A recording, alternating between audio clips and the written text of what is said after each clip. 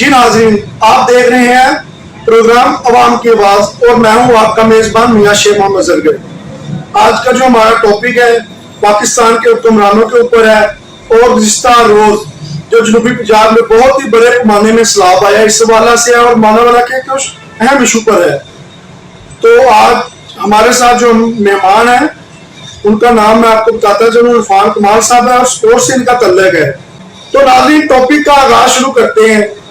आज का जो हुक्मरान है यजीद से बदतर हो गया है। आज के हुक्मरान ने इस अवाम के ऊपर रोटी कपड़ा मकान इसको हर चीज से दूर कर दिया है। आज इस मुल्क में लोग साफ पानी पीने को तरस रहे हैं। आज इस मुल्क के अंदर बिजली महंगी हो गई है। आज इस मुल्क के अंदर बिजली नायाब हो गई है, गैस भी नायाब हो गई है। 2 वक्त की रोटी तो जो है वो भी तरस रहे हैं। 1 किलो घी के लिए अवाम तरस रही है और ये करने वाले ये हुक्मरान ही हैं, जिस वजह से पाकिस्तान की अवाम ने अपील की है इन हुक्मरानों से कि खुदारा पाकिस्तान की अवाम पर रहम किया जाए और इस बढ़ती हुई महंगाई को कम किया जाए। तो अब हम अपने मेहमान से बात करते हैं। जी इरफान भाई, सबसे पहले तो आप बताइएगा, आपको पता है कि बहुत ही बड़े पैमाने में जनूबी पंजाब पे सैलाब आया है और इस सैलाब से बहुत सारे नुकसान जानी माली हुए हैं। तो इस हवाला से आपका क्या कहना है? ये एक बहुत बड़ा कह ले कि इम्तिहान है पाकिस्तानी कौम के लिए, बहुत बड़ा कह ले कि अल्लाह ताला की तरफ से आजमाइश भी है। तो हमें इन आजमाइश में और अल्लाह ताला की तरफ से जो पाकिस्तानी अवाम पर इम्तिहान आया है, हमें किसी भी सूरत में पीछे नहीं हटना चाहिए और ना सिर्फ बढ़ चढ़कर उनके लिए मदद करनी चाहिए बल्कि खुद भी उसमें जो है वो दिल खोल कर उनकी इमदाद करनी चाहिए। और हमें आइंदा से इस तरह के जितने भी फ्लड प्रॉब्लम्स हैं या इसके अलावा आफात हैं उनका जो अजाला है या उनकी जो कह लें कि रुकावट को दूर करना है या इसके अलावा उसका सद्देबाब करना है, तो वक्त हुकूमत को चाहिए कि वो कबल अज वक्त करे, ताकि ना सिर्फ ऐसा हो कि हम वो परेशानियां भी झेलें और माली और जानी नुकसान भी हो। तो लिहाजा हमको ये चाहिए कि वक्त से पहले ही उनका सद्देबाब किया जाए। जी ऐसे ही है इरफान साहब, बहुत पैमाने में जनूबी पंजाब में सैलाब आया और बहुत से नुकसान हो चुके हैं।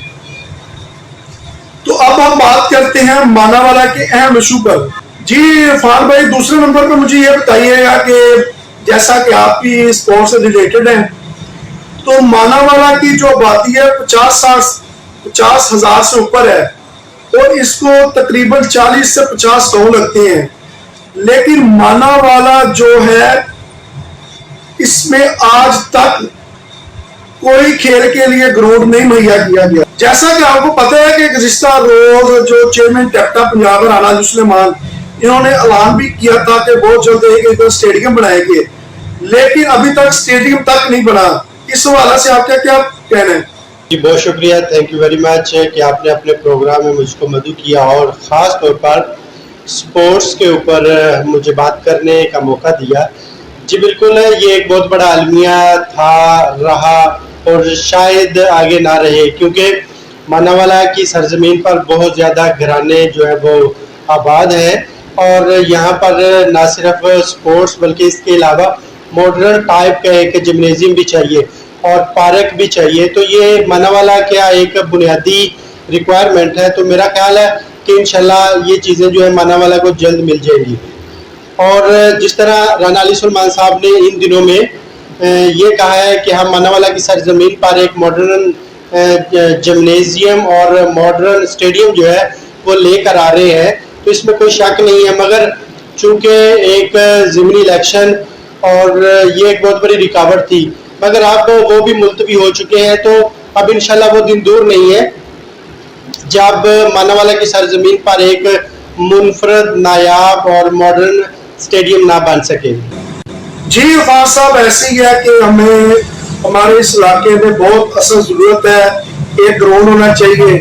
گراؤنڈ کیا ہے, ادھر تو ایک اسٹیڈیم بنانا چاہیے, کیونکہ بہت سے دور دور سے لوگ آتے ہیں ادھر کرکٹ کھیلنے کے لیے, لیکن ان کو آگے کوئی ایسی جگہ نہیں ملتی چاہیے اپنا کھیل تفریح کے لیے یا کسی اچھی جگہ میں یہ کھیل سکے.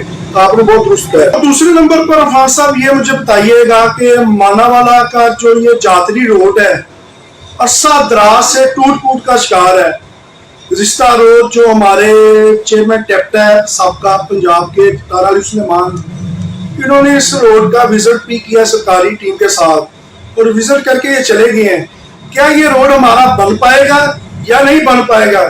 اس حوالے سے آپ کیا کہہ رہے ہیں؟ جی بالکل, اس سوال کا جواب تو میں دے سکتا ہوں, مگر روڈ بن پائے گا کہ نہیں بن پائے گا یہ قبل از وقت ہے. مگر جہاں تک دیکھا جائے کہ پاکستانی سیاست میں اب بھونچال کی صورت اختیار کیے ہوئے ہے اور اب نون لیگ بھی چاہتی ہے کہ زیادہ سے زیادہ کام کروائیں, اور جبکہ پی ٹی آئی جس کی پنجاب میں, خیبر پختونخوا میں اور تقریباً اور بھی ایک آدھ کہہ لیں کہ صوبہ جس میں ان کی حکومت ہے, اور وہ بھی ایڑی چوٹی کا زور لگائے ہوئے ہیں کہ زیادہ سے زیادہ کام کیا جائے اور عوام کو زیادہ سے زیادہ ریلیف دیا جائے.